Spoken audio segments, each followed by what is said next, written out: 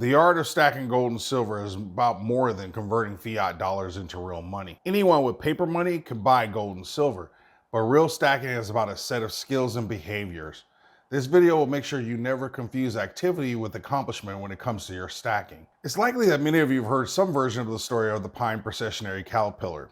In 1916, a French researcher conducted a fascinating study on the pine processionary caterpillar. What he found is that you could line these little guys up in a perfect circle around something like a flower pot, and they will march in a circle endlessly, so much that you could even remove the flower pot and they will continue to march in that circle for days to the point of exhaustion and death. In fact, these guys would walk themselves to death with their favorite food just inches away from them, as opposed to breaking formation. Basically, these caterpillars are biologically trained to mindlessly follow the caterpillar butt in front of them. In this behavior, they display an inherent assumption that the caterpillar butt in front of them knows where they're going, so they simply follow it.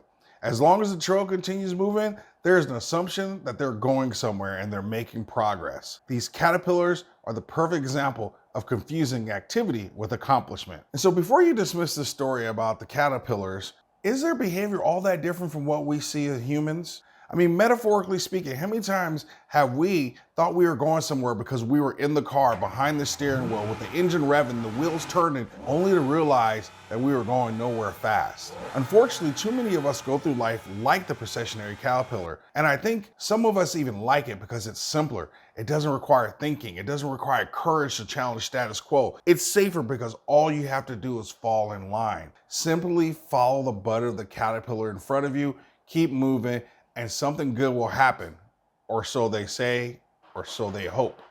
It's easier to accept what the wolves tell you as good investment practice. Just accept it. Don't think, don't question, just do. Without being disrespectful, any fool with money can become a stacker. Heck, any fool with a camera can start a YouTube channel. But what does that really accomplish?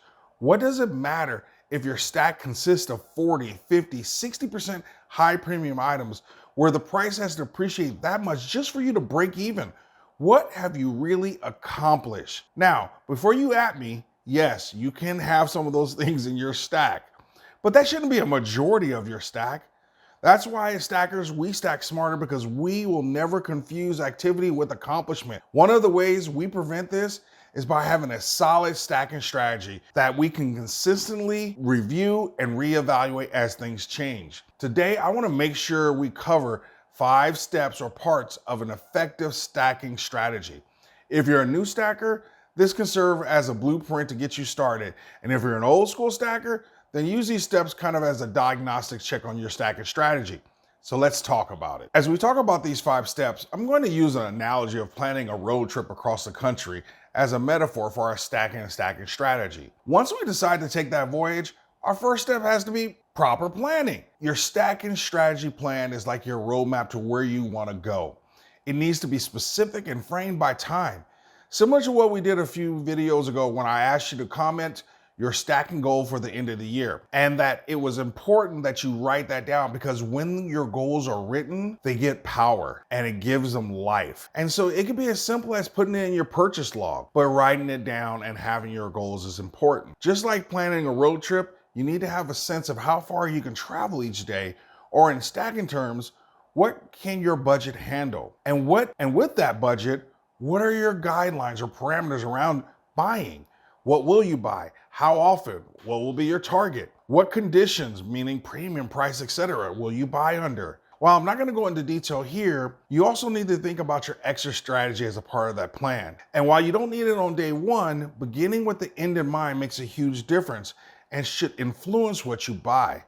Don't forget, just like having a plan to drive across the country, your stacking plan has to be fluid and flexible enough to be responsive to any changing conditions you encounter along the way. Now that we have identified which highways you're going to take, or in other words, you have your stacking plan, next you have to get on the road and start your journey across the country, or take step 2, which is executing your plan. Now that you have your goals and your parameters, your responsibility shifts to making it happen. Being disciplined with your finances to make sure you buy based on your intervals, pushing yourself to save more money along the way so that you can reach your goals and destination faster. I can't overemphasize discipline.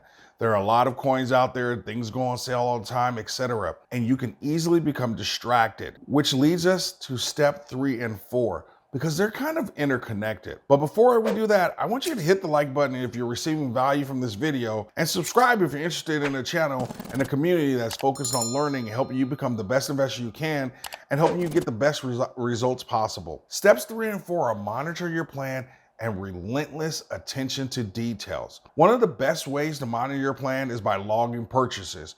And you've heard me say this before, but it provides instant feedback and allows you to quickly see if you're following your guidelines, how you're progressing on your journey, and it makes sure you do not confuse activity with accomplishment. For example, last week I swung by the LCS to discuss the upcoming coin show, and in fact, I specifically left the house without cash to make it harder for me to buy something. I walked in, said hellos, and asked my money-making question. Some of you already know this. I said, "What are you guys trying to get rid of today?" What was funny to me was one of the guys, Rick, actually stopped what he was doing, and I could see him actually thinking. I even joked while he was thinking that I didn't even bring cash with me because I wasn't planning on buying anything. Rick then said, "Well, I have a slabbed gold eagle, which I could sell to you for $475. John, the other owner, would be pissed because we should be selling for $525, but we'll let you have it for $475.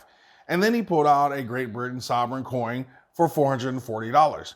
From my mental math, I knew I was getting a good deal. I just couldn't know the specifics at that moment. But it wasn't until I logged the purchase that it was confirmed. I paid under 6% of a premium for a quarter-ounce slab gold eagle and 4% for this sovereign coin. Both are here on the screen. While I prefer to stack full ounces or half ounces, the deal met my buying guidelines. It wasn't simply about the act or the activity of buying.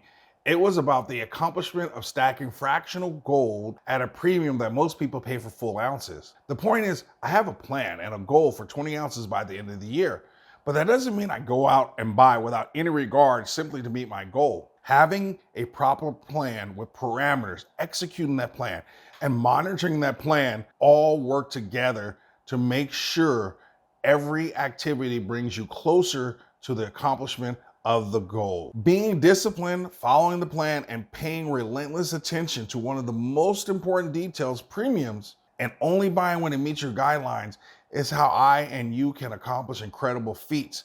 Like many things in life, if you take care of the little steps along the way, you'll find they add up to tremendous success on the back end.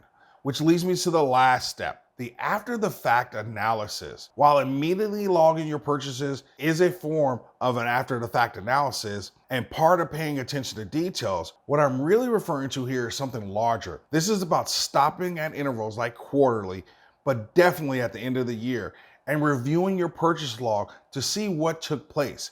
Pay attention to those less than optimal purchases. Ask yourself what happened. Why did I buy that? What was that about? Look at your best purchases and ask, how did those things happen? How can I replicate that? See when you made your biggest purchases and why.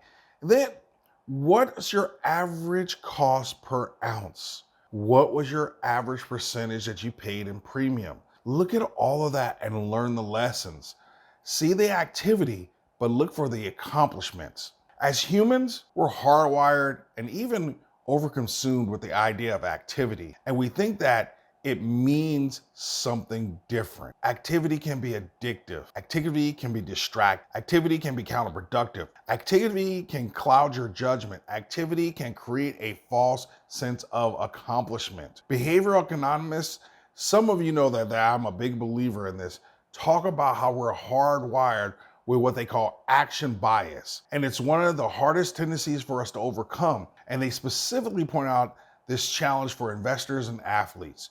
One last quick story. Well, it's more actually a research story, but let's continue. They conducted research looking at penalty kicks in soccer. Statistical analysis showed that if the goalie stayed in the middle of the goal, rather than selling out, diving to the left or diving to the right, fewer penalty kicks actually got in. The researchers took this information to the teams and found that teams already knew this information and the stats associated with it. They found out that goalies were quite aware as well. So when asked, why do you dive anyway? The response from the goalies was fascinating. The goalie said, I can't just sit there and do nothing. Think about that. They knew their activity was hurting their performance, the ultimate outcome, but they still took action. They still chose activity, though it was preventing their accomplishment. In the comment section, I want you to share an activity that you've done or seen others do that gets in the way of accomplishing our goals, be it in life or be it in stacking. Share your wisdom.